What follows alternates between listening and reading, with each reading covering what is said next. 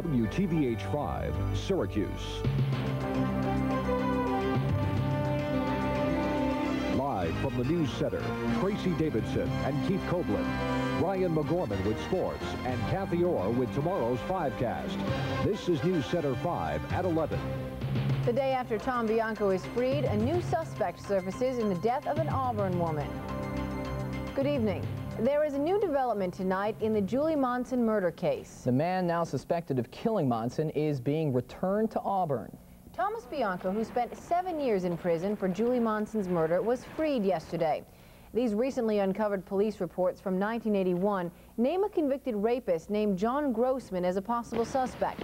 State prison officials tell us that within the last day, Grossman has been ordered transferred back to Auburn Prison from a prison in northern New York where he's been serving time.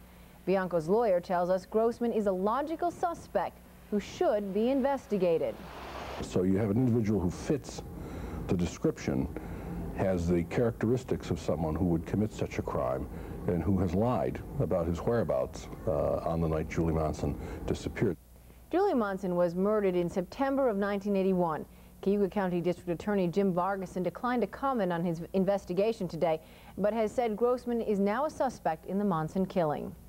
Onondaga County's embattled medical examiner began talking today. Dr. Eric Mitchell is accused by his employees of unethical and just plain bizarre behavior. And as Lisa Holbrook tells us, more of those employees are now coming forward. I'm tired of lies, insults, and slander. Dr. Eric Mitchell and his lawyer wanted a few days to prepare before responding to the alarming stories made public by his 3 top assistants this week. Surrounded by a cast of high-profile supporters, the medical examiner read a 5-page statement and responded to allegations he's mishandled toxic waste. There is no direct threat to the environment or people in the building. Assaulted a morgue assistant during an autopsy one day. I have never thrown a scalpel or other instrument at any employee.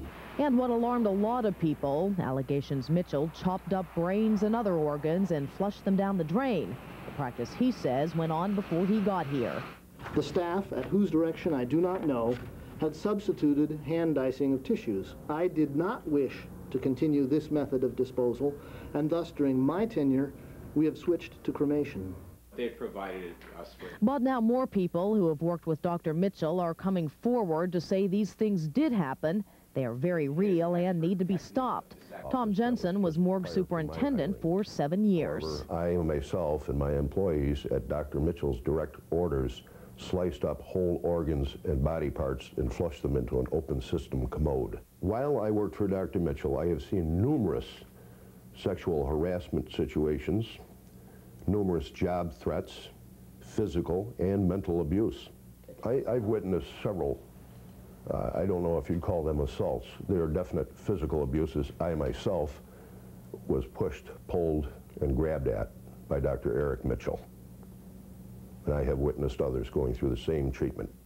And another former lab worker who did not want to be identified but wanted to come forward. It takes on a world of its own because of the personalities that are directing it. And it certainly is not something that can go on forever because it is hurting people. The county executive's office is investigating, and these workers have taken their complaints to a state agency. One investigator says the witnesses are beginning to come out of the woodwork. Lisa Holbrook, News Center 5.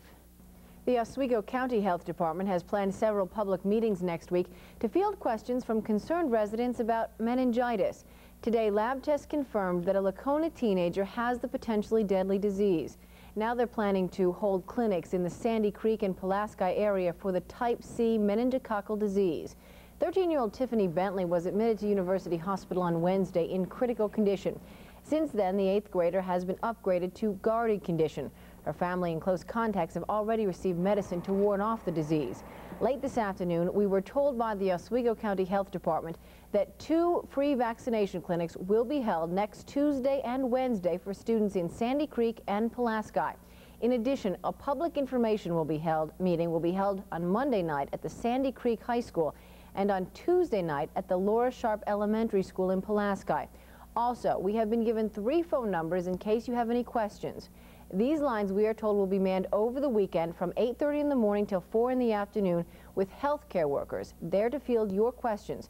Those are the numbers you see on your screen: 349-3547, 349-3554, or 298-2233.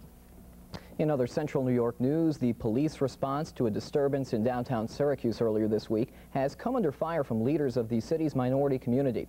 5 teenagers were arrested as police attempted to disperse a large crowd leaving a concert at the Landmark Theater. Some on the scene and others who have talked to those arrested claim police overreacted.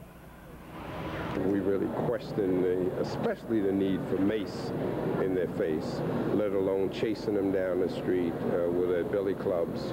We just don't understand this kind of behavior by the police. They're supposed to be professionally trained.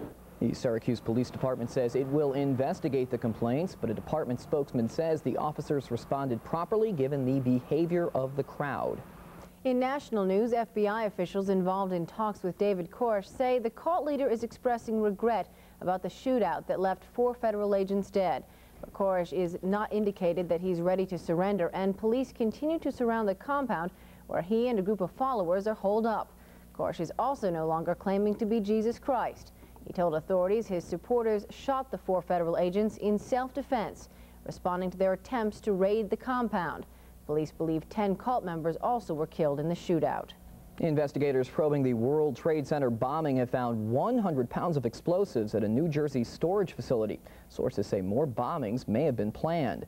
Meantime, authorities are suggesting Mohammed Salama, the first suspect arrested in the bombing, may have been the fall guy. Salama was arrested earlier this week when he tried to get a deposit back on the van he allegedly rented to use in the bombing.